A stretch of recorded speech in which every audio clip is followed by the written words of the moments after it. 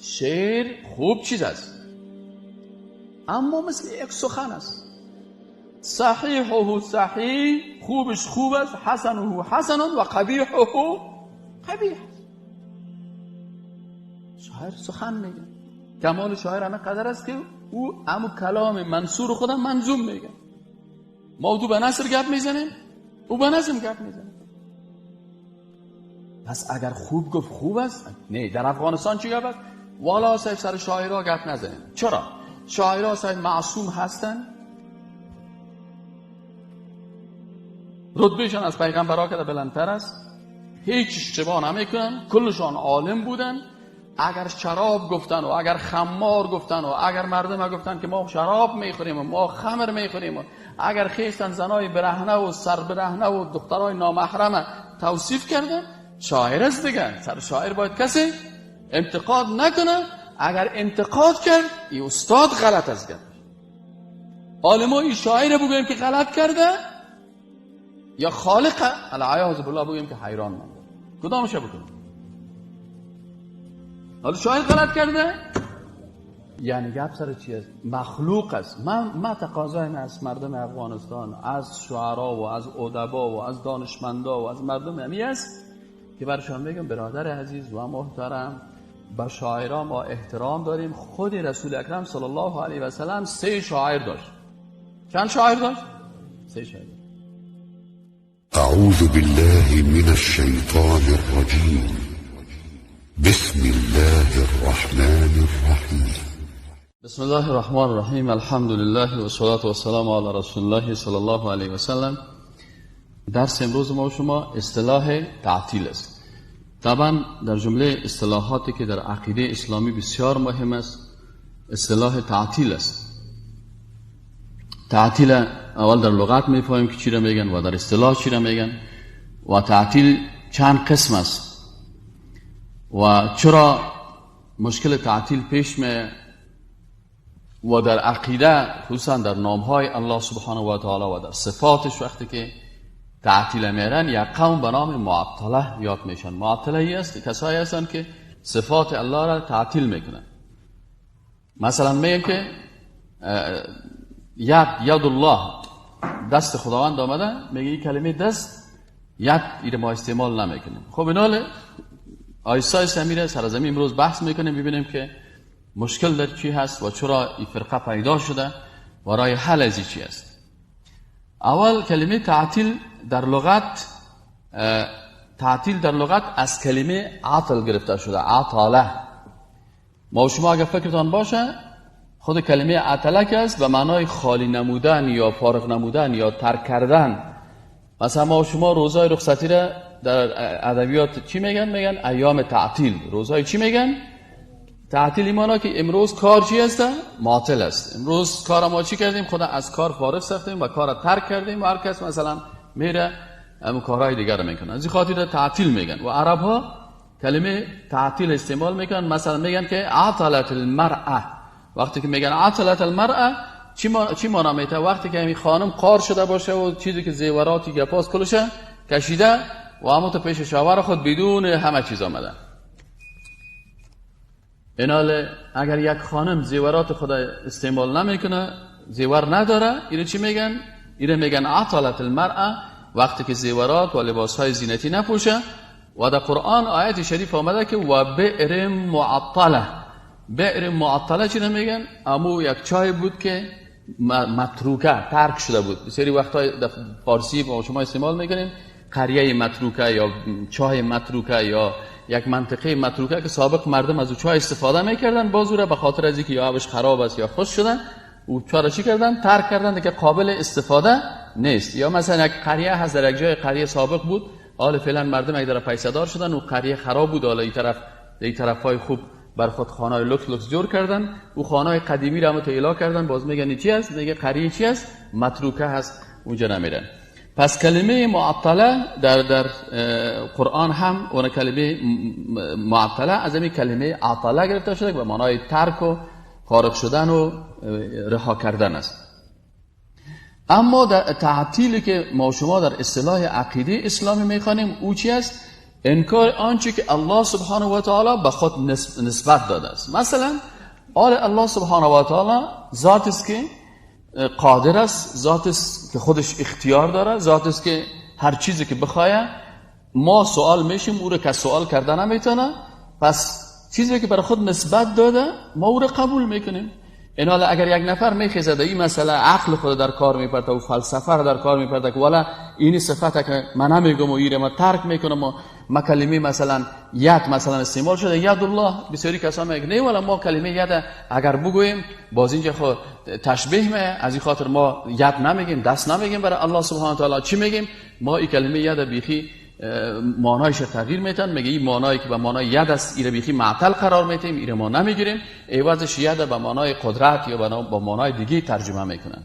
این می قسم وجه هره، این می قسم قدمه. این بسیار چیز است. امی علت است امی تعطیل صفات که است که یک فرقه اعتقادی خطرناک که او حتی مؤمن گفته نمیشه به نام معطله یک فرقه پیدا شده که یا چی میکنن؟ صفات الله سبحانه و تعالی را معطل قرار میدن.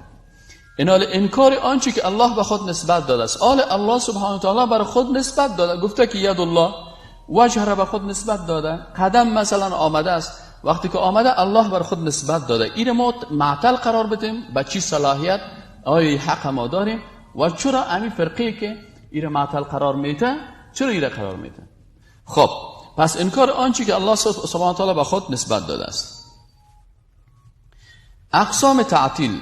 تعطیل چند قسم است؟ این در تعطیل یکی خود در اسماء و صفات می، این قسم سوم است. اول تعطیل محض یا کلی هست. تعطیل محض یا کلی چی رو میگه؟ که یک نفر تمام احکام الله را معطل قرار میده و ترک میده و میگه هیچ خداوند قرآن کتاب نفرستاده، قرآن کلام خداوند نیست، احکام الله نیست، این کلش معطل قرار میده، میگه من هیچ بهش عمل نمیکنم. پس این چی رو میگن؟ این تعطیل محض یا تعطیل کلی میگن که کل در مجموع کل دین این انکار میکنه. پس این انسانی که کل دین انکار میکنه کافر است و بیدین است و از قرآن و از کتابای آسمانی از همه چی منکر است. این تعطیل محض یا کلی هست. دوم قسم تعطیل در عبادات است. تعطیل در چی هست؟ در عبادات. این حال تعطیل در عبادات چه قسم است؟ تعطیل در عبادات است که مثلا یک نفر یک عبادت ترک میکنه. چه قسم عبادت ترک میکنه؟ مثلا نماز نمیخونه یا سجده نمیکنه یا سجده میکنه به الله او رو تعطیل میکنه، میره سجده را به غیر الله میکنه، یا نماز به غیر از نام الله میخونه یا نذر به غیر از نام الله به کسی دیگه میگیره. این تعطیل چی میگن؟ تعطیل عبادات میگن. و قسم سومش تعطیل کمال صفات است. تعطیل کمال صفات است که الله سبحانه و تعالی مجموعه از صفات در قرآن عظیم شان به خود نسبت داده و یا رسول اکرم صلی الله علیه و سلم بعضی از صفات بر الله سبحانه و تعالی نسبت دادن. این فرقه معطله چی میکنن؟ امی اسما و امی صفات چی میکنن؟ انکار میکنن و معنایش میگه ما قبول نداریم و برای یک معنای دیگه یک صفت دیگه را در داخل میکنن و میگن که این به این معنا هست. پس تعطیل چند قسم شد؟ 3 قسم شد. یکی تعطیل کلی شد که کاملا یک از دین انکار بکنه، یکی تعطیل در جزئیات است که مثلا بعض عبادات یا انجام نمیده یا به کی انجام میده؟ به غیر الله انجام میده، به کسی دیگه انجام میده. و قسم سوم تعطیل چی شد؟ تعطیل کمال صفات شد که بعضی از صفات الله سبحانه و تعالی را معنایش انکار میکنه و میگه که ما ایرا به این شکل معنا نمیکنیم. خب اینال اینجا تشریح میکنه، میگه تعطیل محض یا کلی. انکار خالق، یعنی گفتیم که تعطیل کلی چی است؟ قسم اولش تشریح کرد که یا از وجود خالق انکار میکنن یا انکار کلام دین یا کلام خالق ایری چی میکنن؟ انکار میکنن، از قرآن انکار میکنن، این هم تعطیل گفته میشه. یا انکار عبادات ها را میگه هیچ عبادت وجود نداره یا هیچ شریعت خالق مکمل انکار میکنن، میگه ایواز قانون الله مثلا قانون امریکا را میاریم یا قانون فرانسه را میاریم، ایواز شریعت الله قانون غیر الله را تطبیق میکنیم. اینیا فرقه هایی هستند که یا کاملا دین چی میکنن؟ تعطیل میکنن، از قبول ندارن. و قسم دومش چی گفتن؟ گفتن تعطیل عبادات خالق است، یعنی معطل دادن عبادت است که یا به مخلوق و یا بالکل ترک میگرده. تعطیل عبادات چی است؟ که یا کاملا ترکش میکنه، یا کسی عبادت نمیکنه، یا امور عبادت برای یک مخلوق انجام میده. پس در هر دو صورت این قسم دومش است، این هم تعطیل عبادات گفته میشه. و قسم سومش گفتیم تعطیل کمال الهی است. الله سبحانه و تعالی وقتی که مجموعه از صفات برای خود نسبت داده، معنایش چی است؟ معنایش است که این صفات دلالت به کمال خالق میکنه. این حال اگر یک صفت از صفات خالق معطل قرار داشته شود، در حقیقت کمال خالق چی میشه؟ معطل قرار داده میشه و به او انکار میشه. از این خاطر این بسیار خطرناک است کسایی که مثلا با حذف، انکار و یا تعویل بعضی از اسما و صفات صورت میگیرن. بعضی از نام‌ها را بیخی حذف میکنه، میگه نه هیچ نیست، یا انکار میکنه، میگه هیچ وجود نداره، یه هم تعطیل شد. یا معنایش تعویل میکنه، میگه مثل که ما شما گفتیم ید، میگه ید به معنای قدرت است. خب اونجا قدرت، خب ان الله علی کل شیء قدیر، پس صفت قدرت خو از کلمه قدیر و از قادر گرفته میشه. تو ید آل بر قدرت وقتی که ترجمه کردی خید چی شد؟ این حال ای کلمه ید که به معنای دست است، این معطل قرار گرفت. یعنی معنایش است که الله سبحانه و تعالی دست نداره یا ید نداره. آله خب چرا اینو میگن؟ پس آنتر این البته تشریح میکنم که مشکلشان دمی چی است. مشکل فرقه معطله که اینا تعطیل میکنن بعضی از صفات یا تعویل میکنن یا نمیپذیرن، مشکلشان چی است؟ دلیلشان چی است؟ و رد دلیلشان چی است؟ اونا چی دلیل میگن و آیا دلیلشان درست است یا غلط و چه قسم رد میشه؟ یا سه مشکل اساسی دارن.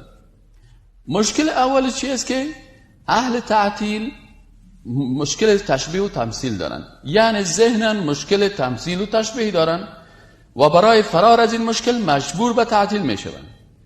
و اگر آیت لیس کمثلی شیء را با قناعت ایمان می داشتن، نیازی به تعطیل نمی داشتن. سعی کنیم. اصلا فرقه معطله مشکلشان در چی است؟ یا مشکل تشبیه و تمثیل داره. خوب فکرتان بگیریم. مثلا وقتی که ید الله را میخوانه میگه خب وقتی که گفتی ید الله یعنی دست خداوند، این فوراً چون ذهنم اما اول ید الله را با ید خود تشبیه میکنه. ذهنم در این مشکل است. این حالا ولی اگر من ید بگویم دست بگویم خب باز تشبیه میکنه دست من. حالا تو چرا دست خدا پیش میکنی؟ متوجه هستی؟ بگو که لیس کمثله شیء. حالا سعی کنید شما دست داره، مرچه دست داره نداره؟ گوسفند دست داره نداره؟ داره. شتر دست داره نداره؟ پرنده ها دست داره ندارن؟ دارن. انسان دست داره؟ آیا دست ازی دیگه دست مرچه مثل دست انسان است؟ آیا دست شتر مثل دست انسان است؟ این حال چرا وقتی که من میگم والا بر استاد دست نگوییم که اگر بر استاد گفتیم دست داری باز شتر هم گفتیم دست داره، پس دست ازی مثل دست چی میشه؟ شتر میشه. ایش نمیگیم اوره تو چرا دست مرا به دست شتر؟ من انسان هستم، دستم مطابق انسانیت من است. از شتر حیوان است، مطابق حیوانیتش دستش است. اینال چون یا در ید الله بحث میکنن، مشکلشان در چی است؟ مشکلشان در می است که یا ذهنن در تشبیه مبتلا هستن. اگر او تو بگوین که والله در قرآن عظیم شان خواندیم که ید الله فوق ایدیهم، دست خداوند بالای دستای از اینا هست، بنابراین آنچه که در قرآن آمده مورا قبول دارم، کیفیتش نمیفهمم. خید الله چه قسم است؟ ما میگیم به مو قسمه که به ذات جلال و عظمت خالق شایسته هست، مثل دست ما نیست، چرا که لیس کمثله شیء. این قاعده اساسی هست. لیس کمثله شیء یعنی هیچ وقت تو دستت یا چشمت یا چهرهت یا قواریت یا بدنت به خالق تشبیه نکن. خالق ذات است که به عظمت و جلال از او صفات شایسته هست. ما تو اگه علم هم داریم، مثلا ما علم داریم، خالق هم عالم است، ما هم عالم گفته میشیم، لکن علمی که ما داریم در یک رشته خاص است. علم ما ضرورت به درس خواندن است، علم ما نیاز به تجربه داره. علم ما دیروز نمیفهمیدیم، آل یک کلمه را آل نو میفهمم. پس علم ما چی شده؟ روز به روز تجدید میشه. این حالا اگر ما علم خدا به علم خالق تشبیه بکنیم یا علم خالق به علم خود تشبیه بکنیم، اشتباه هست. مثلا زبان است، خالق عالم الغیب است، تمام زبان ها را و همه چیزی که در دنیا هست چون عالم الغیب و شهادت است کلش خلق کرده میفهمه. مثلا من اینمی ماشینه، این همه قدر میفهم که یک ماشینک است. اینی موبایل هم میفهم که یک موبایل است، نامش هم میفهم موبایل است، اما جزئیاتی از این موبایل که در بین از چه قسم سامانا کار شده و نام هر سامان از این چی هست میفهمه؟ نمیفهم. کی میفهمه؟ انجینیری که او را ساخته است. این حال بسیاری چیزا است که مثلا ما نمیفهمیم، او خالقی که عالم الغیب است همه چیز میفهمه. ما که علم داریم، علم ما ناقص است، در یک رشته خاص است، علم ما نیاز به تجربه داره، ضرورت به چیز داره. بیت اینجا بچه جان سعی کنین نام از شما میفهمین؟ میفهمین نام چه؟ نام چی است؟ عبدالصمد. فهمیدین؟ نام چی است؟ این سر که یک دقیقه پیش ما و شما در چی جاهل بودیم؟ در نام ازی آلین یک دقیقه بعد یک کلمه رو چی شد؟ نه بیاد گرفتیم آلرژی که بیم او سمجان استرای مثل جور تازه این خلاص. پس علم ما نیاز به چی داره؟ به آموختن داره. علم ما نیاز، اما خالق متعال قبل از اینکه عبدالصمد پیدا شود او به علم غیب خود میفهمید که نمیشه یک مخلوقی در دنیا میه که نام چی است؟ عبدالصمد است. این بشه سمجان عبدالصمد خود اینا فهمیدین یا نفهمیدین؟ پس علم ما نیاز به چی داره؟ به تجربه داره، به آموزش داره، به فهم داره. اینا اگه ما علم خدا با علم خالق مقایسه بکنیم این جهالت است و ما عقیده را درست نفهمیدیم. عینگر ید الله با ید مخلوق فرق میکنه. ید ما ید مخلوق است، علم ما علم مخلوق است، شنیدن ما شنیدن یک مخلوق است، فهمیدن ما فهمیدن یک مخلوق است. چطور ما از یک مخلوق با خالق چی میکنیم؟ تشبیه میکنیم. غلط است. لیس کمثله شیء. از این خاطر مشکل معطله چی هست که اینا فوراً ذهنن وقتی کلمه ید استعمال میکنن برای به کجا میرن؟ فوراً اینو در ذهن خود تشبیه میکنن با مخلوق. میگه والا او ید خالق. او برادر وقتی که ید خالق گپ زدی مخلوق او سپر تو مخلوق در ذهنت نگه. این یدی که از انسان است مربوط به یک مخلوق است، از پوست جور شده، از گوشت جور شده، از استخوان جور شده، بالاخره یک دستی است محتاج. دست من محتاج است. اگر میل 5 دقیقه این قسمت دست بسته کنی 5 دقیقه بعد دست ما کار نمیکنه، صحیح خون حرکت کنه، پس دست چی میشه؟ نرمال میشه. پس دست ما یک دست محتاج، دست یک مخلوق است. چطور دست یک مخلوق با ید خالق که او به جلال و به عظمت از او شایسته است او رو تشبیه میکنیم؟ پس نباید علم خالق با علم مخلوق تشبیه بکنیم. خیلی بگیم نه والا بیادر همین خالق عالم هم نگویم. چرا که عالم خو این مولوی صاحب را کلشون چی میگن؟ علما میگن. اگه عالم بگویی پس این تشبیه آمد. همینجا چرا میگی؟ یا در تعطیل مجبور قرار بگیره. ما میگیم نه خیر. وقتی که علم مخلوق آمد میگیم که بله مخلوق عالم است لکن علم داره که شایسته یک مخلوق است. خالق عالم است، علم داره که شایسته خالق است، شایسته جلال و عظمت است. علم ما علم ناقص، علم خالق علم کامل. علم ما نیازمند تجربه، علم خالق نیازی به تجربه نداره. علم ما در یک رشته خاص است، علم خالق به همه اشیا و به همه مخلوقات است. پس چطور تو علمت با علم خالقی که او تمام مخلوقات خود به او عالم غیب شهادت است، از قلب چینایی و از فکر چینایی و از آنچه که چینایی میگه و در قلبش میگه داره میفهمه. از این خاطر وقتی که علم خالق با علم مخلوق تشبیه نمیکنیم، چون تشبیه نمیکنیم نیاز نداریم که ما تعطیلش بکنیم. پس میگیم مخلوق عالم است با مو اندازه‌ای که شایسته مخلوقیش است. خالق عالم است با مو علمی که مطابق جلال و عظمت خالق است. مخلوق دست داره به مو شکلی که شایسته این مخلوق است، عاجزی و ناتوانیش. خالق ید الله دست الله آمده است به مو قسم دست داره که شایسته جلال و عظمت است. نه تشبیهش میکنیم و نه تمثیل میکنیم و مطابق آیت لیس کمثله شیء میگیم بله الله سبحانه و تعالی در قرآن عظیم‌الشان صفت ید بر خود گرفته، صفت وجه روی بر خود گرفته، صفت قدم الله سبحانه و تعالی آمده. ما به کلش ایمان داریم لکن تشبیه هم نمیکنیم، تمثیل هم نمیکنیم، تعطیل هم نمیکنیم. صحیح شد نه؟ Is it clear؟ واضح است یا نیست؟ خب مشکل دوم چی است؟ اهل تعطیل خواستن از تمثیل فرار کنن، با تعطیل صفات و افعال که در نص صریح آمده مبتلا شدن، یا خواستن بیچاره که در تمثیل مبتلا نشه. نه نه نه نه نه، ما عالم نمیگیم. چرا نمیگه عالم؟ ولی اگر عالم بگیم باز انسان هم عالم گفته میشه، باز چی میه؟ تشبیه با انسان میه. پس صفت خالق چی کردن؟ تعطیل. ما ید نمیگیم.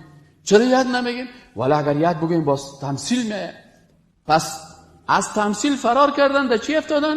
در تعطیل افتادن. از زیر باران خیستن، در کجا ششتن؟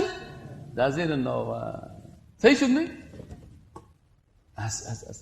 پس ما میگیم نه برادر عزیز، تمثیل چرا میکنی؟ هیچ ما در تشبیه نیستیم. چرا؟ ذهنن وقتی که من نایست یک مسلمان قرآن خوانده میگیم که یاد الله فوق ایدیهم، دست خداوند بالای دستای از اینا هست، بناء آنچه که الله به خود نسبت داده قبول دارم. آل در کلمه ید تمثیل نمیکنم، نمیگم که مثل فلانیست، لیس کمثله شیء، قاعده برام داده شده، فرمول در کلمه است. تشبیه هم نمیکنم، تعویل هم نمیکنم، تعطیل هم نمیکنم. اگر کس از پیشم سوال کرد که خید الله چه قسم است، میگم من قسمش نمیفهمم، اونمو قسمی است که به جلال و عظمت خالق شایسته است. ما کیفیتش نمیفهمیم. در کیفیت ما همیشه چی هستیم؟ در کیفیت ذات و صفات خالق ما همیشه جاهل هستیم. در کیفیت ذات و صفات خالق چی هستیم؟ جاهل هستیم. با جهل خود، نفهمیدن خود، این دو دسته اعتراف میکنیم، اما انکار نمیکنیم، کیفیتش نمیفهمیم. ولو که 50 سال دیگه درس بخونم ما کیفیت از رو نمیفهمم. چرا؟ عالم کسی است که در کیفیت ذات و صفات خالق سکوت بکنه، بگوید نمیفهمم. نصف دین چی است؟ نمیفهمم. اینال اهل تعطیل مشکل دومشان چی است؟ از تمثیل چی کردن؟ گریختن که والا ما اگر ید بگوییم، اگر وجه بگوییم، در چی مبتلا میشیم؟ در تمثیل. از تمثیل فرار کردن، در چی مبتلا شدن؟ در تعطیل. از زیر ناوه باران گریختن، در کجا افتادن؟ اگری از اول در خانگاه خود میشیش، در زیر باران نمیگشتید، در جنجال پیدا نمیشد. اول که در کورس عقیده میامد، این درس عقیده را میخوند، میگه برادر عزیز، مجرده که برای من کس بگویه که دست مرچه، هیچ وقت من دست مرچه را در ذهن خود نمیارم که دست استاد دایی. تو کدام روز که کس بعد بگه دستک مرچه را کندم، تو بگی ول دست استاد دایی را کندم. چرا در ذهنت بری گپا؟ آدم بی عقلی مثلا میاره. یا یک کس تو رو بگه که یک پاچه گوسفند بیار، ها؟ تو میگی که والا برای من گفته که پاچه فلانی انسانه بیار. نه، این پاچه گوسفند گفته. صحیح؟ این حالت چرا در ذهنت فوراً کلمه تمثیل ایجاد میکنی؟ پس کسایی که در ید و در وجه و در قدم و در یا مشکل تمثیل ذهنن دارن، از این چی میکنن؟ میخوان چی کنن؟ فرار کنن که نه ولی نه، من ید نمیگم. اگر ید گفتی اسکوت است مردار خدا والا نکن. بسیاری کساست نه، همین جایی که میگه ید الله بازی قسم میکنه، او سکوت دست خودت. تو از ید الله گپ میزنی، از خالق گپ میزنی، او سکوت دست خدا. صحیح نه؟ دست خدا او سکوت ایره پیش نکن. و ید الله دستی که به جلال و عظمت خالق شایسته هست، همون قسم که الله به خود نسبت داده قبولش داریم، نه تشبیهش میکنیم، نه تمثیل میکنیم، نه تعویل و نه تعطیل. صحیح شد نه؟ خب مشکل سوم اهل تعطیل چی است؟ مشکل سومی از یا مشکل سوم اهل تعطیل چی است؟ تشبیه خالق به جامدات است. خوب فکرتان باشه، این نقطه بسیار دقیق است. این بسیاری کسان نمیفهمند. اهل تعطیل از تشبیه و تمثیل خالق با مخلوقات زنده فرار نمودند.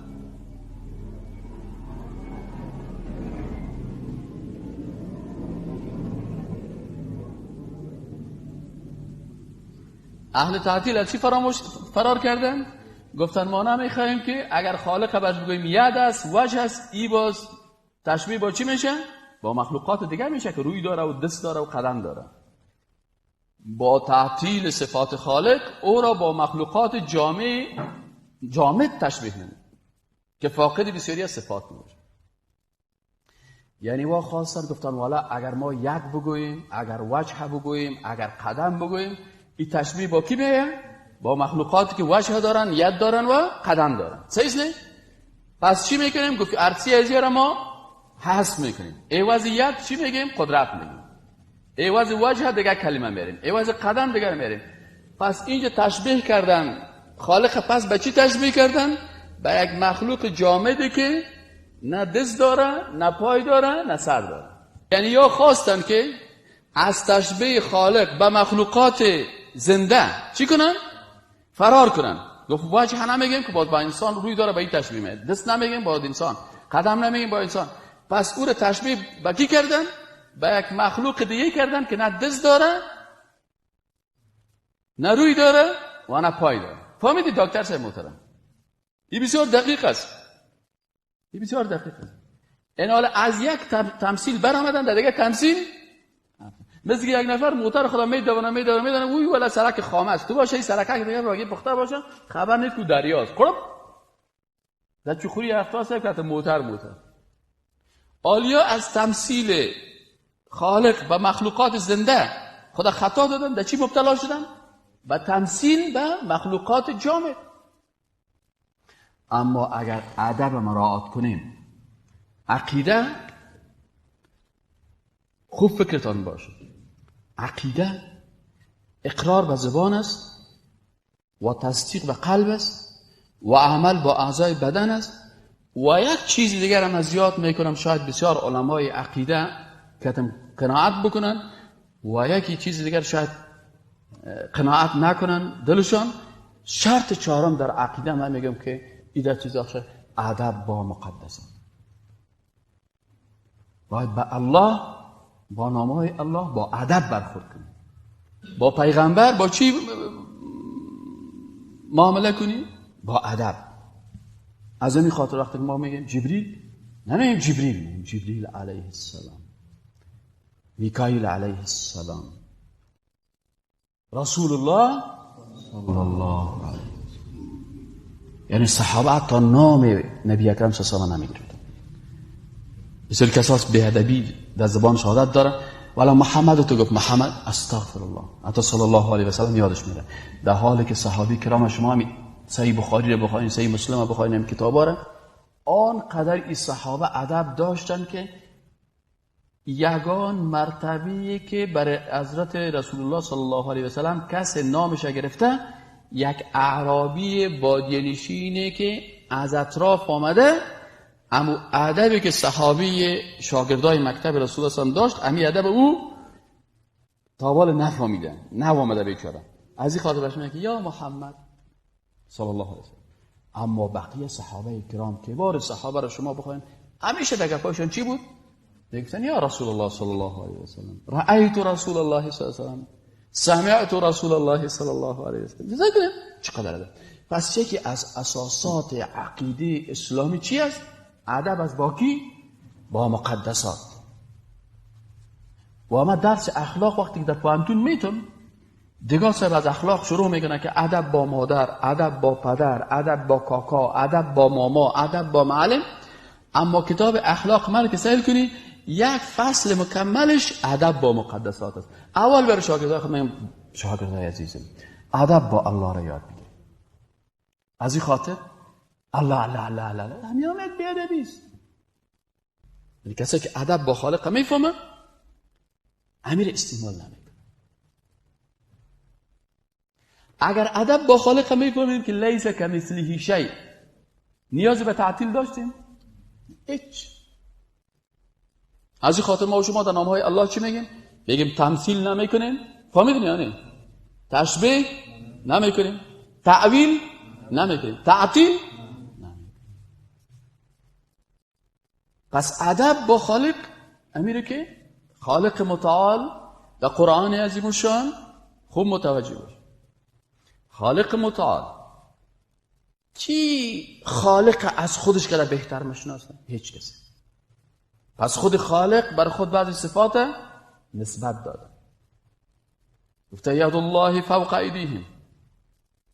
صحیح؟ و آیت دیگه چطور است؟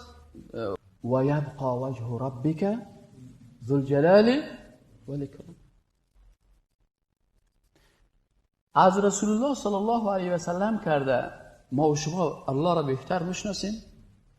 پس آنچه که رسول اکرم صلی الله علیه و در احادیث صحیحه به الله نسبت داده نزول الله هست، ما میگیم بله به ایمان داریم. چه قسم نزول میکنه؟ قسمش نمیفهمیم. کیفیت چه بگو؟ کیفیتش نمیفهمیم. چرا نمیفهمی؟ ادب با خالق مراعات میکنه. ادب با خالقی است که در کیفیت ذات و صفاتش چی بگوییم که ما میفهمیم یا نمیفهمیم؟ نمیفهمیم. پس تشبیه هم نمیکنیم، تمثیل هم نمیکنیم، تعویل هم نمیکنیم، تعطیل هم نمیکنیم. ایناله اگر این مردمایی که تعطیل میکنن بعض صفات ادب با خالق میفهمیدن که الله سبحانه و تعالی فقط یک آیت قرآن برای ما گفته که لیس کمثله شیء، خلاص. از این خاطر میگه در مورد ذات و صفات خالق هر چیزی که در ذهن تو میگرده که این قسم باشه یا این قسم باشه بفهم که او برعکس تصور توست. چرا؟ به خاطر که تو مخلوق هستی. تصور ما تو تصور چی است؟ یک مخلوق است. وقتی که ما بخوایم یک کسی با یک کسی که تشبیه کنیم حتما او هم قسم از او باید باشه که تشبیه کنیم، اما اگر نباشه تشبیه کرده نمیتونه. ایناله لیس کمثله شیء قاعده هست که تو که عقیده را یاد داری، تو که عالم هستی یا تو مسلمان هستی. از این خاطر برادرای عزیز ما براتون گفتم که ما در دروس اخلاق حتی در بحث عقیده نه، وقتی که نظام اخلاق اسلام درس میدیم و کتابی درباره اخلاق اسلامی نوشته کردیم و عمل زیر دست ما هست، شاگردای ما که در پانتون یا در هر پانتونی که درس دادیم که مضمون اخلاق اسلامی بوده، اولین موضوعی که برای اینا فصل اول درس دادیم چی بوده؟ آداب با چی؟ با مقدس. چرا برادرای عزیز ادب با مقدسات است؟ چرا ادب با مقدسات است؟ اینو خوب از خود سوال بکنید. به خاطر ازی که این قرآن عظیم الشان بخوانیم و فرقه هایی که امروز در دنیا است ایره بخوانیم. اکثریت یهود و نصارا و فرقه هایی که کافر و گمراه شدن علتش بی‌ادبی و کی بوده؟ خالق متعال. یا فامیده کافر شده یا نافامیده بی‌ادبی کرده به خالق. چه قسم بی‌ادبی کرده؟ مثلا یک خواهشم از شمایی است، هیچ وقت احساساتی برخورد نکنیم، هیچ وقت شخص پرست نباشه.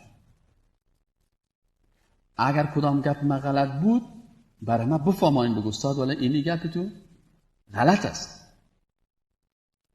و اگر کدام گپ ما مخالف خواهشات تو بود که تو را خوشت می آمد یک کس و من سر از او انتقاد کردم، با زود گپ من رد نکن، یک کمک سرش فکر کن.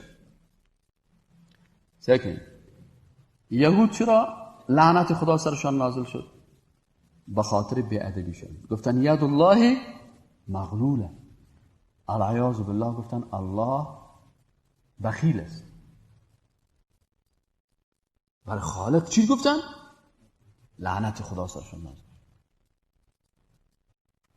در کتاب بایبل عملی که در این بازار همین در افغانستان هم هست، من کدام روز براتون بیارم بخونم. همین یهود و نصارا که به او عقیده دارن، همین بایبل صاحب قسمت اولش میگن تورات است، قسمت دومش انجیل است، اردوش تحریف شدن. چرا لعنت شدن؟ در این تورات صاحب که بخونی که نوشته کردن که خداوند از پیدا کردن بنی اسرائیل پشیمان گردید. پشیمان کی میشه؟ کسی که عاقبت یک کار رو نمیفهمه. فیض نه؟ مثلا تو در کفتری عاشق شدی، فیض نه؟ رفتی که سر یک دختر در روی سرک عاشق شدی، خب بالاخره صاحب عکس از او رسم کردی و قلبت گرفتی رسم کردی و باز تیر گرفتی و باز مسیج روان کردی، بالاخره صاحب آوردی او را واسطه و پدر را بگو مادر را بگو والا صاحب بدون از این همیشه و ما میره میگیریم و تا عاشق هستم و چطور هستن. خب بالاخره امروز نکاح کردی. 3 ماه بعد از نکاح صاحب که جاری آشپزخانه را که گرفت دم کله زد، دلت از زندگی سیاه کرد. گفت او والا مثلا کاش که من از روی سرک عاشقی نمیکنه. کاش که میرفتم یک دختر با ایمان قرآن خوان با حجاب دیندار میگرفتم کتم گزارا میکرد. این خود صاحب مال صبحی صاحب یک دفعه سرما را گرفت که چشم صاحب سرما کرد که سیل کنه نفس نمیکشه. پس انسان چرا پشیمان میشه؟ به خاطر عاقبت یک کاره نمیره. این حال پشیمانی دلایل چی است؟ دلالت به جهل میکنه نمیکنه. این حال کسی که به خالق پشیمانی نسبت میده چی میشه؟ بیادبی کرد نکرد بگویم. اگر مثلا یک نفر حیران میمانه، اون روز یک شعر خواندم و بچه را گفتم نخوانی شعر احتیاط. حیران ماندن خوب دکتر صاحب فکر بگیم. میگه حیران ماند. چون آدم حیران میمانه؟ مثلا من میبینم که یک کسی هست از او بسیار باور میکنم که والا همین آدم بسیار آدم خوب است. فکر میکنم که همین از جان بچه بسیار خوب است و نام خدا خوب دین هم میفهمه و خوب عقیده هم میفهمه و خوب قرآن هم ترجمه میکنه. یک روز سهل میکنم که انس نماز نمیخونه، اصلا نماز پیشین تیر شدی قرار خواست. حیران میمونم نمیمونم. چرا حیران میمونم؟ به خاطری که من کلی چیز نمیفهمم. این حال آدم وقتی که حیران میمونه علتش چی است؟ که عاقبت یک کاره نمیفهمه. سبحان ربک رب العزت عما یصفون. پاک است، سبحان پاک است، ربک پروردگار تو، رب العزت، رب با عزتی که تمام چیزها را میفهمه و عالم غیب شهادت است، عما یصفون، از آن چیزی که اینا توصیف میکنن. و سلام علی المرسلین.